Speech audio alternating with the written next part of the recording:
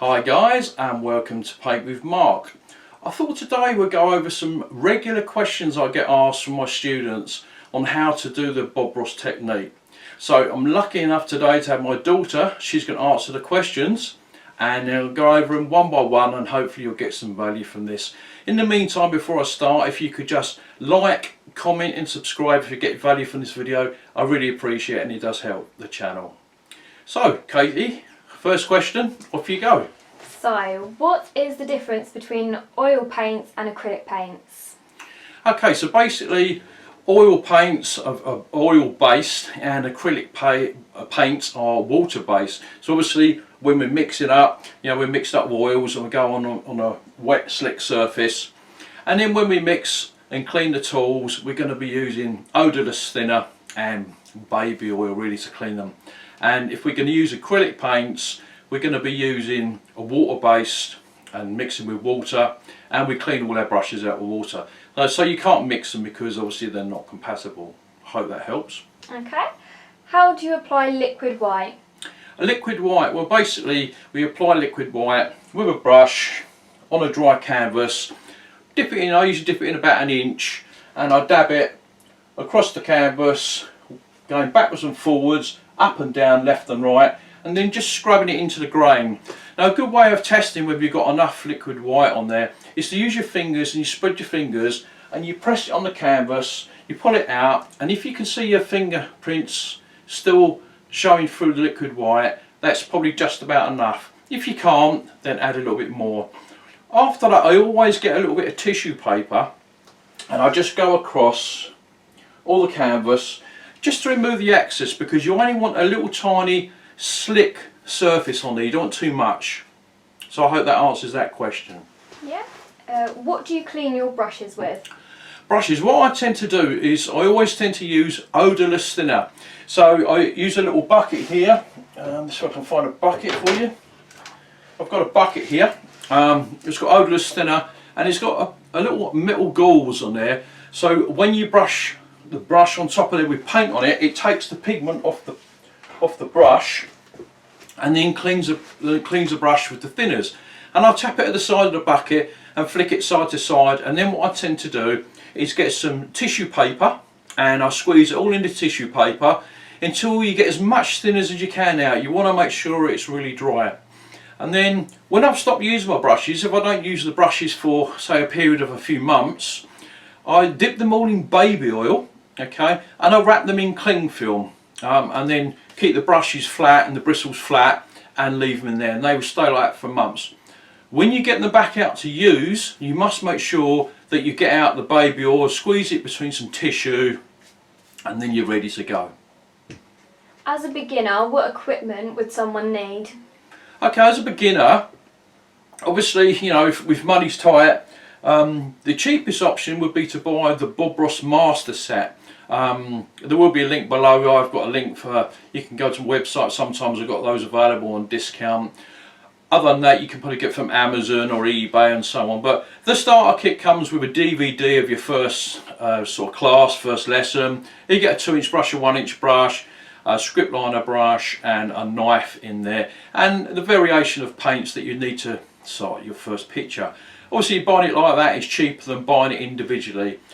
If you buy alternative brushes like from a household store or a DIY store, you do tend to find you may be able to get most of the techniques and things, but it will make it harder, and you'll tend to find that the bristles do come off. Alright, so bear that in mind. Okay, can you mix oil paints and acrylics? No, as I said before, you can't mix the both together. But what we do on some of the pictures is on the canvas, we do apply an acrylic paint perhaps as an underneath painting, but we wait until that is completely dry and then we go over it on the top with oils, so that you can do that, but other than that, no, you can't mix them. So how long would you say a picture takes to dry? Approximately, when someone does a painting class with me, I get this question asked a lot. It's usually sort of about between 2 and 5 hours, depending on how hot it is outside or what the weather conditions are, and then up to about 2 weeks really for it to really dry, but about 4 or 5 hours would be the sort of time we're looking at. Okay. How would someone become a Bob Ross instructor? Okay, to become a Bob Ross instructor, the best place to be will go to bobross.com. Obviously that is the official Bob Ross site, and on there you will find links depending where you live, which area you live. You go on there and you will find a link that says how do I become a Bob Ross instructor, and you will click on the link and apply, and you would go through the process of going through the training that you have to do. Alright. Okay. How much pressure do I need to use with the paintbrushes? Okay, depending what you're doing, but let's get a brush for instance. We've got a little 1-inch brush here. Let's say we're going to do some bushes and so on, and if this is the canvas here, really I'm just very lightly touching. So what I tend to be, being a guy, I tend to be a bit more heavy-handed and always press too hard. Now I always tell my students, if you think you're doing it light enough, come back half amount again. So I always say on a 1 to 10, how hard are you pushing on the brush? They say 5, I say well half that again, because it is very light pressure when you're trying to create delicate bushes. Okay. What do I apply on black gesso before I start painting? Okay, black gesso. We could get a clear stretch prime canvas, and then we apply like the Bob Ross black gesso or just black gesso paint. You must make sure that that is thoroughly dry before you apply your next thing. Now, you usually would apply Bob Ross clear, which is literally what it says on the tin, is a clear compound, or if you can't find any liquid clear, I do tend to use a little bit of what we've got here.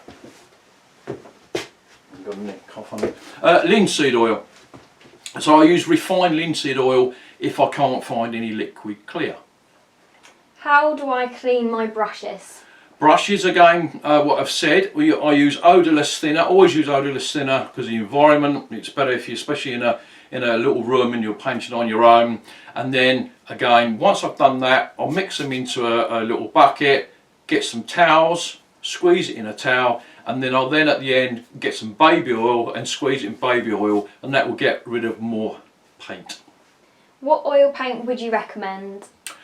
Obviously, I always recommend using Bob Ross paints because they was formulated to do this sort of technique, and especially like the actual white itself, the titanium white, it's a very thick white, which means if you're doing mountains like this, spreading the white on the mountains is a lot harder on very thin, runny, cheap paint. If you do get stuck, alternative what I would use is Winsor & Newton Winton range. Again, I'm not supported or sponsored by anyone, it's just that paint I find to be pretty reasonable, and it works pretty similar. The only thing I would suggest is that you get the white paint and you stick it in the freezer for about 15 minutes to half an hour to harden up the white if you're going to do mountains like that, and it'll make it much easier for you. A little tip there for you. Okay, so talking of tips, do you have any tips for blending? Blending, yeah, I've find that, say we're using a 2-inch brush and we're going to blend the clouds. What happens is people again just push too hard. That's it really. And I'm doing very light, say crisscross strokes if I'm doing the background, and when I'm doing the clouds I'm just using the corner there and I just touching very softly. And the main thing with blending is everyone pushes too hard. Okay.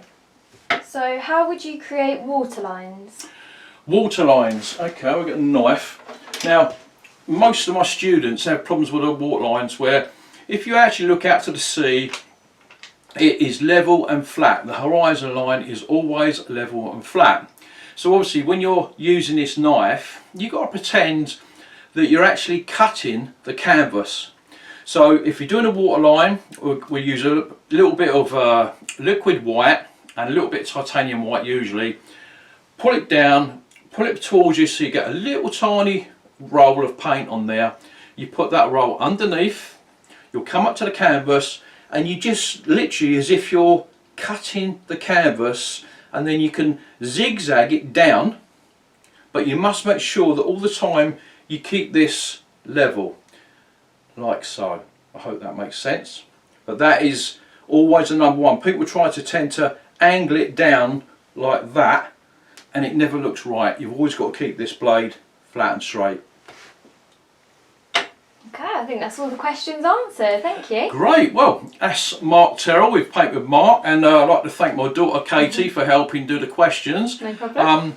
If you have got any other questions or comments, just please comment below. And as again, if you'd love to like and subscribe, I'd appreciate it very much. So it's Mark Terrell signing off for Paint with Mark, and I'll see you soon, guys.